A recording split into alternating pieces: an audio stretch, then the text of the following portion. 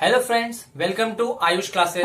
मैं अंकित कुमार फिर से आ गया हूं हिस्ट्री का चैप्टर नेशनलिज्म यूरोप लेके।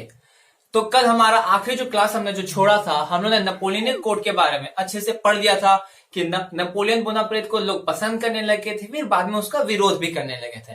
तो आज हम लोग हमारा the making of nationalism in Europe start करने वाले हैं। तो चलिए शुरू करते हैं। तो नेशनलिज्म, जब हम लोग क्लास 9 में जब पढ़े थे फ्रेंच रिवॉल्यूशन, तो हम लोग ने जाना कि फ्रेंच रिवॉल्यूशन का स्ट्रक्चर क्या था। वहां पर first state, second state, third state, जितने भी स्टेट्स थे हम लोग ने उसका जाना कि वहां का चलता कैसे वो एरिया। तो वैसे ही हम लोग यूरोप के बारे में जानेंगे कि यूरोप में आखिर क्या हो रहा है। तो देखो, मिड 18th सेंचुरी का बात है, ठीक है, बहुत पुराना समय का बात है। और तुम लोग को पता नहीं होगा, हम बहुत पुराना आदमी, हम ये सब अपने आंखों से देखे। देखो मेरा आंख यहाँ पर बना हुआ है। मिड 18th सेंचुरी यूरोप में नो नेशन स्टेट्स, कोई भी वहां पर नेशन स्टेट्स नहीं था जैसे कि अभी है। अभी में जर्मनी ले लो, स्विट्जरलैंड ले लो, जितने भी हैं अभी के टाइम पे उस समय नहीं थे, ठीक है। They were divided into kingdoms, duchess and cantons. उन लोगों को किंगडम से बांटा हुआ था, एक सबका अपना सेपरेट है। तो किंगडम का मतलब क्या होता है, उस एक अपना सेपरेट किंगडम का अपना भाषा होगा। अगर देखो तुम लोग बिहार में अगर कभी कोई रहता है, अगर कोई वीर बिहार से देख रहा है, तो बगल वाला गांव थोड़ा सा बिहार का, उसका भाषा थोड़ा सा, उसका भोजपुरी थोड़ा अलग होगा। थोड़ा सा और 10 किलोमीटर चल जाओ तो उसके भोजपुरी में थोड़ा सा अलग भाषा होगा। मतलब थोड़ा सा डिस्टेंस पे भाषा भी अंतर होता है। तो वैसे उस समय मान लो किंगडम्स में होता था। सो इसका मतलब क्या है, there is a no universal identity. लोगों का कोई एक अपना एक आइडेंटिटी, कोई एक किसी को हम लोग सबको एक अंडर में नहीं ले सकते। मतलब मान लो एक बॉल है और मैं बोला कि सब एक ही इसमें फिट हो जाओ, तो नहीं हो सकते। So no sharing of common culture, मतलब कि हर लोग जो वहां पर थे सबका अपना अपना कल्चर, अपना अपना डिफरेंट था। तो अब देखो वहां पर कैसे चल रहा था। So one of the example, मैं एग्जाम्पल लेके चलो, एक एम्पायर का एग्जाम्पल ले रहा हूं कि वहां पर सिस्टम कैसा चल रहा था। तो मैं ले रहा हूं हैब्सबर्ग एम्पायर। अगर आप एनसीईआरटी का बुक देखो तो वहां पर बहुत सारे एम्पायर का एग्जाम्पल है, पर मैं नहीं चाह रहा कि मैं आपको कंफ्यूज कर दूं, इसलिए मैं आपको सिर्फ एक एग्जाम्पल, एग्जाम के लिए एक एग्जाम्पल बहुत है रेलिवेंट। अगर 5 मार्क्स का क्वेश्चन आता है, और मैं बताऊं तो इससे इंपॉर्टेंट क्वेश्चन आता ही आता है, 2 से 3 मार्क्स का तो जरूर आता है। तो एक हैब्सबर्ग एम्पायर था जो कि रूल्ड ओवर ऑस्ट्रिया हंगरी, ठीक है। हंगरी कैसा नाम है भाई, भूखा भी है और ऑस्ट्रिया भी है, ठीक है, ऐसा कुछ नहीं। ये हैब्सबर्ग एम्पायर इस पे रूल करता था। देखो इसलिए मैंने इसको ताज के अंदर में बनाया है, ठीक है, उसके अंडर में था वो। ये मत समझना ये राजा है, ऐसा मत समझना, ये इसके अंडर में है, ऑस्ट्रिया हंगरी। तो वहां पर क्या होता था ना, इस अंपायर में यहां पर सब डिफरेंट रीजन्स और पीपल्स थे। अब देखो एक अंपायर मैंने बताया ना, अलग अलग रिलीजन से, अलग अलग किंगडम्स में। और एक अंपायर मतलब ये मत समझ लो कि सिर्फ एक ही है जगह। मतलब अगर मैं सिर्फ झारखंड को लेता हूं तो इसका मतलब ये नहीं कि मैं झारखंड का बात कर रहा हूं। मैं पूरे अंपायर, जब तक 10-15 गांव मिलकर नहीं होता है तब तक एक अंपायर नहीं बनता है। तो वैसे यहाँ के अलग अलग लोगों के अलग रीजन है, अलग भाषा है, लोग अलग दिखते हैं, कोई काला है, कोई गोरा है, कोई सांवला है, ठीक है। और क्या होता है, पर उन लोगों में एक चीज कॉमन था। देखो नेशनलिज्म का फीलिंग लाने के लिए, देखो अभी हमने जो पढ़ा, देखो सब अलग अलग है, किसी में यूनिटी तो दिख ही नहीं रहा है। और बात हमारा चैप्टर क्या चल रहा है, नेशनलिज्म, मतलब कि देश में एक भावना, एकजुट होने की भावना, ये कैसे आएगी, सब तो अलग ही अलग है। तो देखो अगर किसी को आजादी वाली फीलिंग चाहिए, देश को आजाद होना है, या फिर किसी को एक समानता में डालना है, तो सबका मोटिव सेम होना चाहिए। अगर देखो स्कूल में मान लो बच्चे लोगों का लड़ाई हो गया, तुम्हें लोग का स्कूल में जब ग्रुप एक्टिविटी मिलता है, एसएसटी का भी ग्रुप एक्टिविटी मिलेगा या फिर मिल चुका होगा अब तक, तो एसएसटी में भी क्या होगा, तुम लोग मान लो कोई फ्रेंड है जो उसका कॉमन फ्रेंड नहीं है, दोनों में खिटपिट चलता है, पर ग्रुप प्रोजेक्ट की वजह से उन दोनों को एक साथ काम करना पड़ेगा। प्रेशर कौन डाल रहा है, अंपायर। अंपायर कौन है, तुम लोग के स्कूल टीचर, क्लास टीचर या फिर एसएसटी के टीचर प्रेशर डाल रही है कि तुम लोग को साथ में काम करना है। मोटिव क्या हो गया, प्रोजेक्ट बनाना। मोटिव की वजह से क्या हो गया, तुम लोग यूनाइट हो गए, तुम्हारा लड़ाई उड़ाई तुमने खत्म किया, बोला आ जाओ भाई प्रोजेक्ट बना सकते हैं। और हो क्या सकता है, प्रोजेक्ट की वजह से तुम्हारा जो दुश्मनी था वो फ्रेंडशिप में बदल जाए। मतलब नेशनलिज्म की फीलिंग भी ऐसी आने लगी।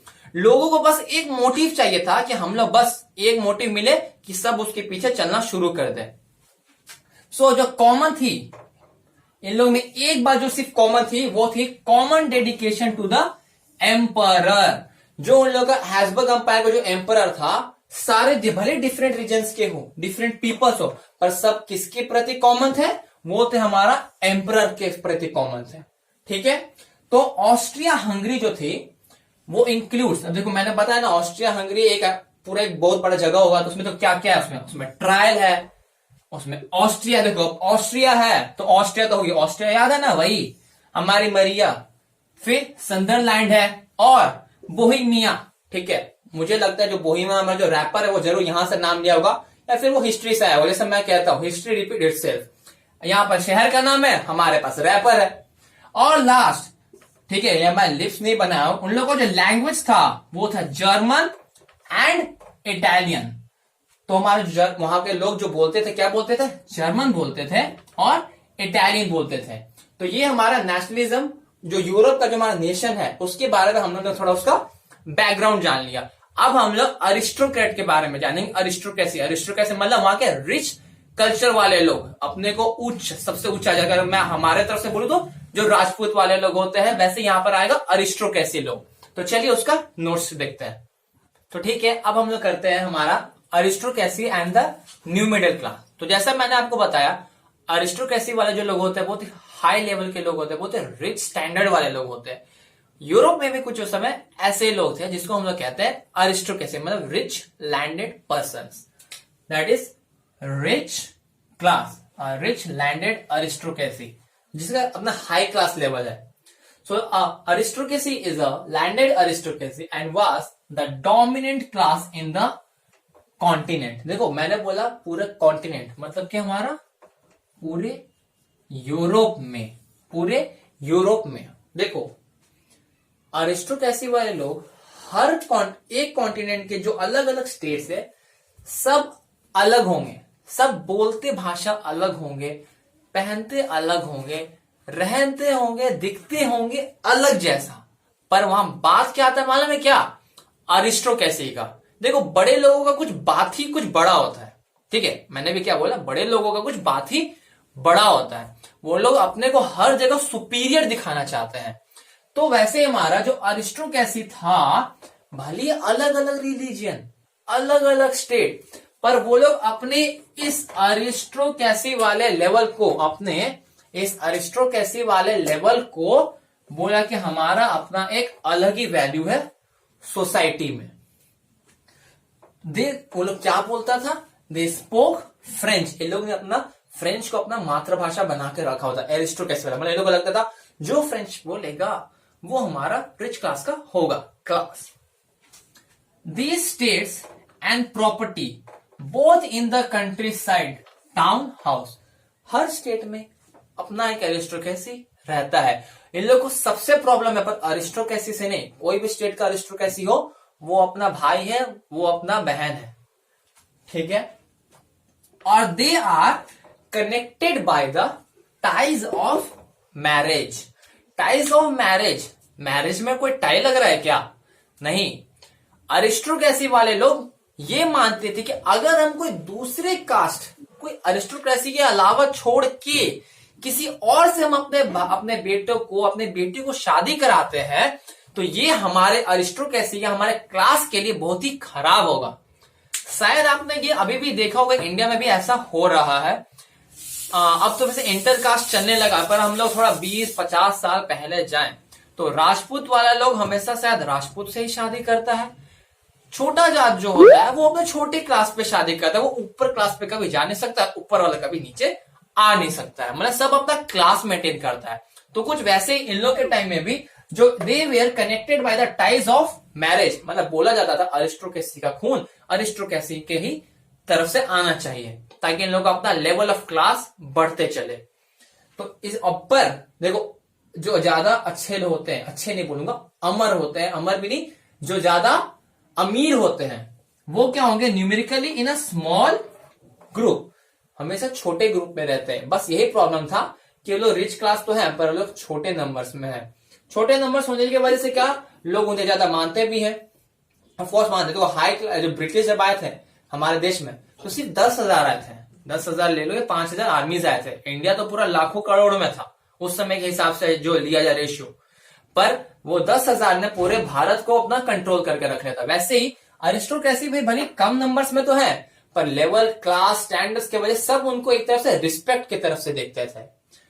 तो इन अरिस्टोक्रेसी के साथ ही साथ हमारे यूरोप में एक मिडिल क्लास वाला लोग आने लगे। अब ये मिडिल क्लास कौन थे, कहां से आए, इसका नोट्स हम लोग देखते हैं। तो चलिए अब हम जानते हैं कि जो न्यू मिडिल क्लास वाले लोग थे वो लोग ने क्या किया, वो आए कहां से, जैसा मैंने हम लोग बोला था। सो न्यू मिडिल क्लास वाले लोग western and central part of the Europe की तरफ से आए थे। हम लोग, मैंने जब वो फ्रेंच रिवॉल्यूशन पढ़ाया था उसमें भी मैंने बोला था कुछ मिडिल क्लास जो थे वो थर्ड स्टेट से हटके नेशनल असेंबली बना के अपना नेशनल असेंबली बनाए थे अपना, उधर से हटके। तो इसमें कुछ अलग हुआ। ये जो न्यू मिडिल क्लास हैं कौन थे देखते हैं। इमर्जेंस इनका कैसे हुआ, by the emergence of commercial class. Commercial class मतलब क्या, ट्रेड। जब नेपोलियन बोनापार्ट आया था उसने ट्रेड को इतना सिंप्लिसिटी कर दिया कि ट्रेड और अच्छा होने लगा। तो छोटे हो बड़े हो, जब ट्रेड आता है, इंडस्ट्रियलाइजेशन होता है, जब कल खरखाना बैठता है तो लोगों को रोजगार मिलता है। रोजगार मिलेगा तो क्या होगा, घर में पैसा आएगा, पैसा आएगा तो क्या आएगा, खुशियां आएंगी, खुशियां आएंगे तो क्या होगा, बच्चे पढ़ेंगे, बच्चे पढ़ेंगे तो क्या होगा, वो एजुकेटेड होंगे। तो उसी की तरह से हमारा जो इस बार का जो हमारा मिडिल क्लास था वो बहुत ही एजुकेटेड हो गया था।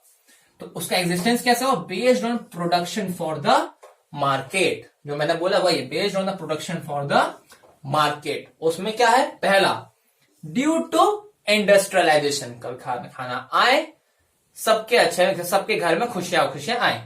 Second, working class population. जब कल कारखाना आएंगी उसके अलावा भी जो थे जितने भी ट्रेड हो रहे सब काम कर रहा है, सब काम कर रहा है, सब पैसा कमा रहा है, एवरीवन इज हैप्पी।